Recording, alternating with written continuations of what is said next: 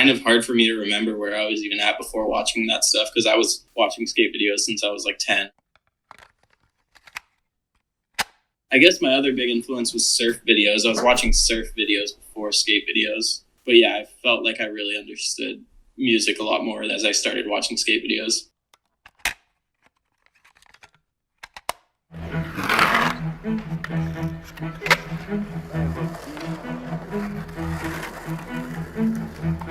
I think that when I first heard it, I had no idea what to think about it. Kind of one of those things where you're watching it and your eyes are wide and you're, whoa, what is happening right now?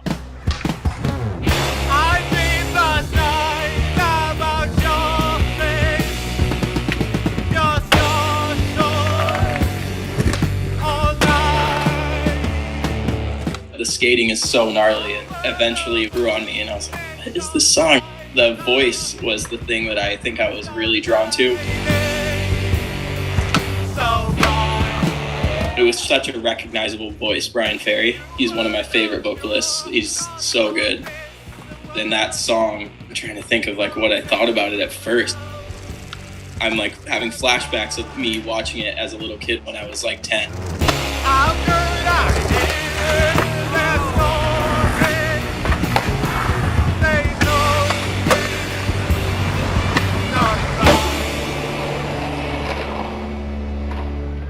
Probably some of my friends hated that song. I appreciate it so much to this day because it was so ballsy at the time, but it became such a big part of skating.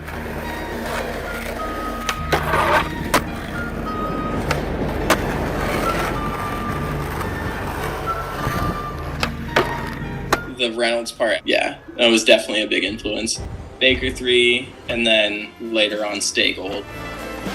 Those were the two that really influenced me.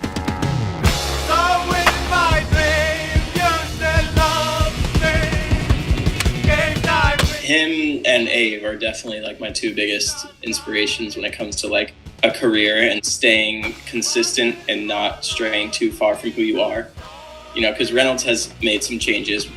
Abe maybe has too, maybe even a little less than Reynolds. But, you know, if you maybe were to sprinkle one of those new Reynolds clips into a part from 20 years ago and film it on the same camera, probably wouldn't tell much of a difference, you know?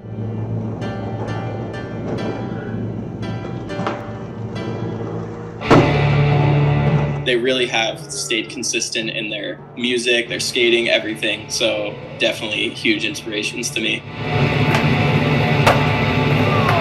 I guess it's just so part of me, like who that person is now. Like those songs are so influential to who they became. Ed to Sonic Youth, that was I think maybe the first time that I really dug deep into Sonic Youth and like the band that is behind the part.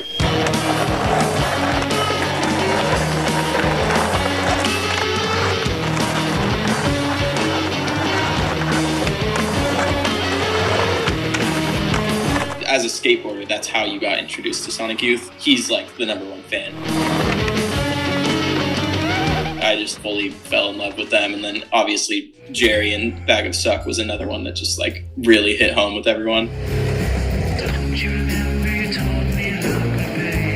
I just love the band, and I think some songs that sound insane, and then there's some songs that are perfect for skating, and I really like that about them too.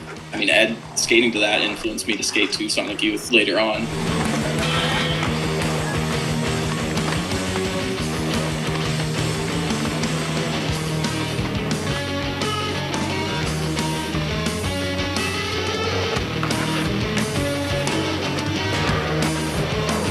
I think I saw it maybe when I was like 10. You know, I'd always known the song because I think my brother may have had the VHS because he's a little bit older than me. So I kind of knew it. You don't know the song, but you kind of know the sound of the song. Yeah, figuring it out and like pinpointing what it was like a huge aha moment. Something that I always tied to skateboarding. It was such a skateboarding thing, Sonic Youth, you know? It sounds silly to say, but like skateboarding as music. I think because it was so different, Ed had so much to do with picking that song. It seemed like everyone else maybe had Jaime choosing the music, then that one part was Ed using it.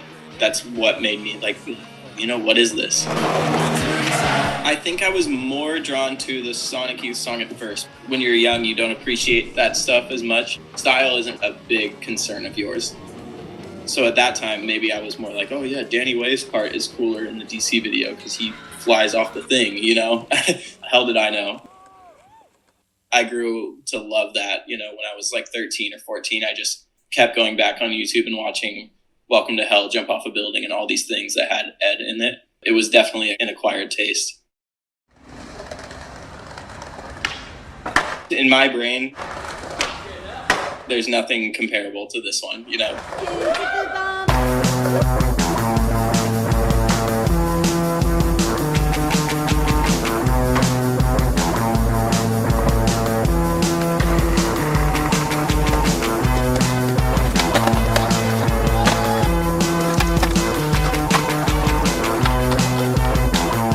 The minute it comes on, you're just like, oh my God. And it's such a funny song. It's not even the best maybe for skateboarding, but to McCrank and like that video itself, it was just like the perfect use of that.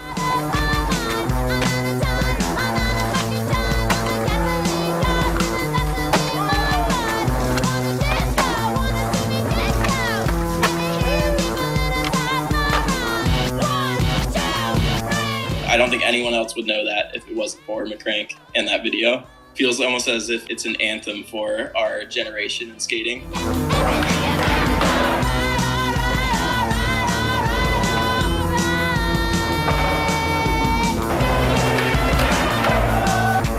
Seeing that as like a 10 or 11-year-old, that's your favorite song ever. There's nothing that got me more fired up to skate than that part and that song at that time.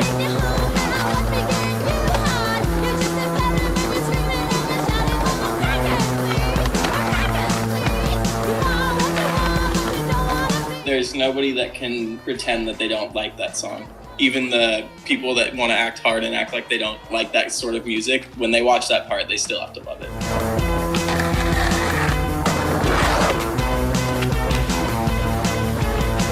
Sometimes the song doesn't work for the skating, but the skating works for the song. It's so hard to explain, you know? Can't really put it into words.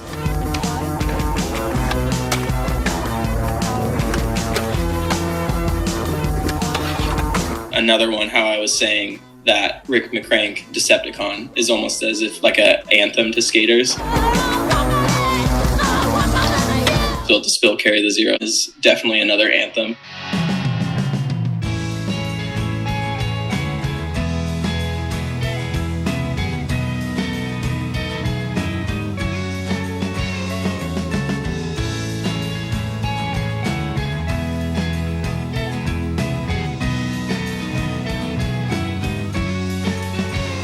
If you put it on in a van, people will just start singing along and not even realize that they're singing along to it. And you know, like they know all the words. It's really cool to see that. Yeah, huge fan of Cairo. I mean, I personally don't feel like he gets enough love for how good he was. Like reel to reel and in The Reason, there was like no stopping him. And I've talked to Frank Erwer about the times that he would skate San Francisco with him in that time, like early 2000s and stuff. And he just said it was just like, there was nothing he couldn't do.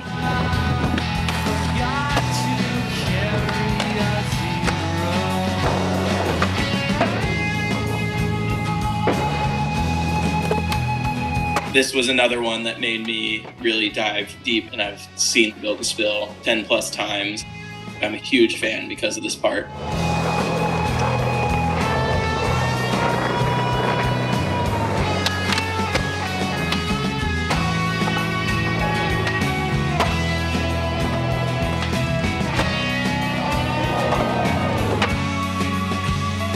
From my knowledge, I don't think they skated. They're from Boise, Idaho. Yeah, I don't know if they have any skate ties, but man, they got used a lot in skateboarding in that time.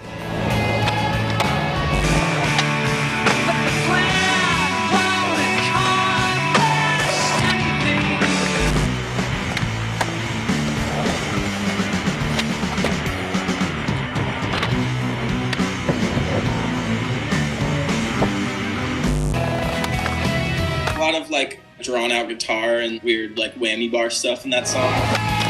And I think that at that time, slow-mo was getting overused a lot in Transworld videos. But in that part, they timed the slow-mo so good to the song.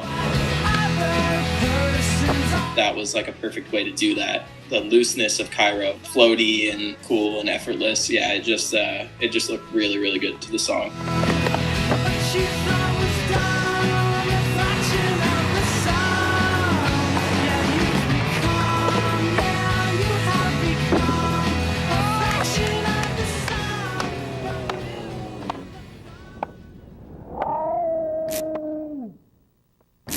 I can say that it was before this moment, but I think that this is like really when I appreciated music for a lot more than like just how the song sounded, was when I was editing the Element video with John Miner.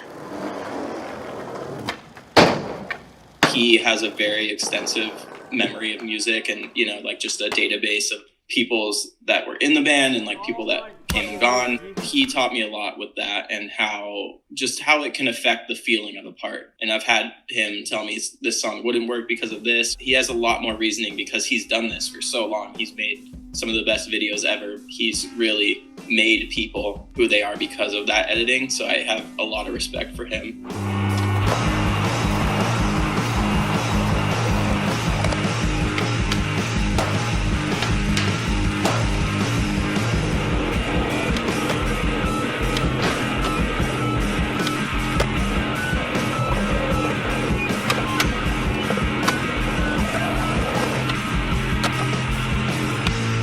During that video, we had like a pretty close relationship. He trusted me with watching everyone else's part as well and kind of seeing if it worked. I got sort of a big picture of the video before diving deep onto my part. I liked that we did that because I felt the Unwound song worked after watching everything else.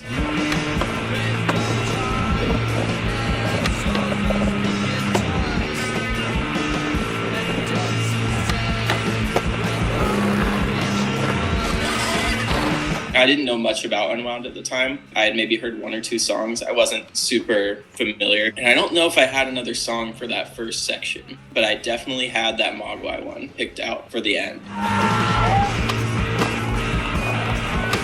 So I think the conversation was just like, you know, as long as I can use the Mogwai one at the end, you can use this Unwound song.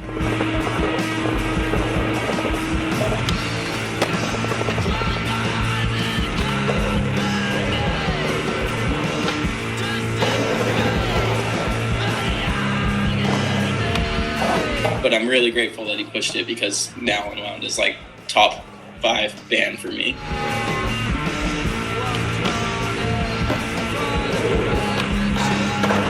It's just cool to be introduced to something and skate to it at the same time and then have it be something you fall in love with.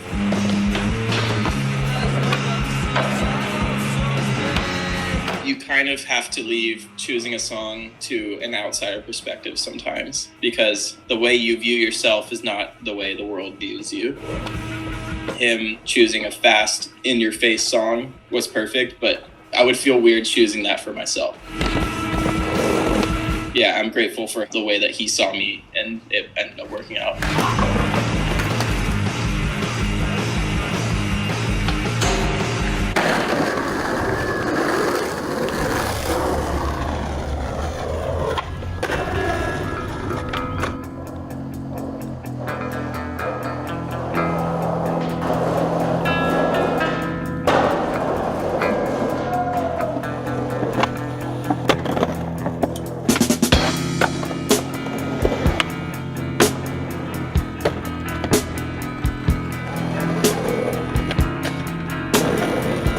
I wanted it to feel like more laid back than all my other ones.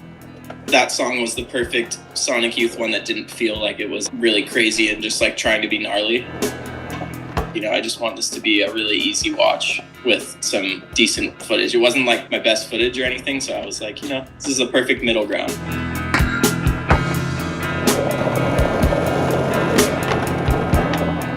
That song was one of my favorites to listen to, and you kind of nod off while you're listening to it. It's a nice one to just have in the background. I feel like I was so one-track mind, like during that time, that I didn't even think that I was skating to Sonic Youth again.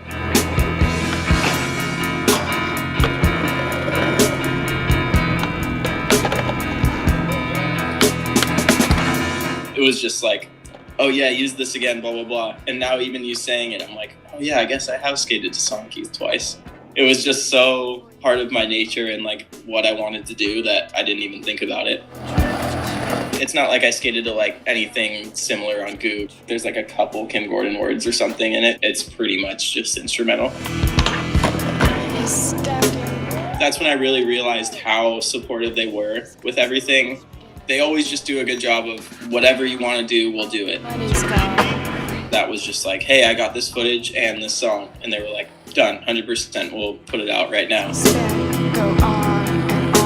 So yeah, I felt really good about my place with Real at that time. It felt perfect.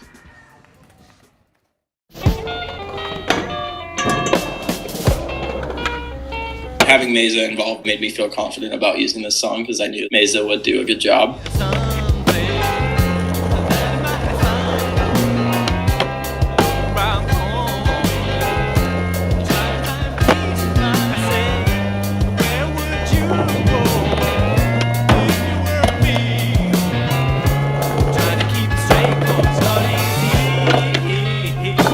This song so long in my memory banks. Like this one was probably 6 years before.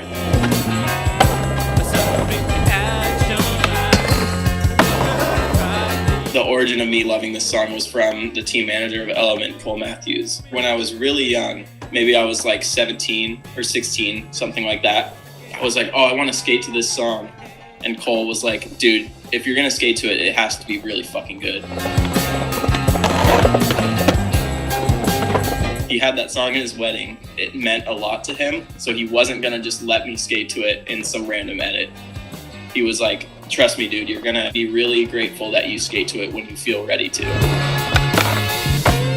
It kind of felt like this like ballad that I was just waiting for the right time.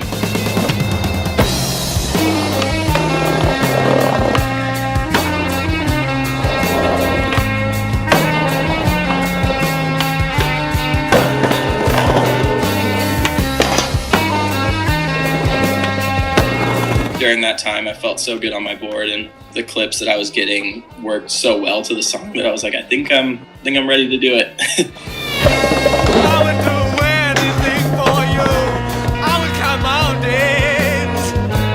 I would swim all the ocean's blue. I was super glad that we got the rights to that because I would have been lost without that one. Yeah, I was like all eggs in one basket. I would put roses round our door, sit in the garden. That part is still the one that I feel like represents me the most.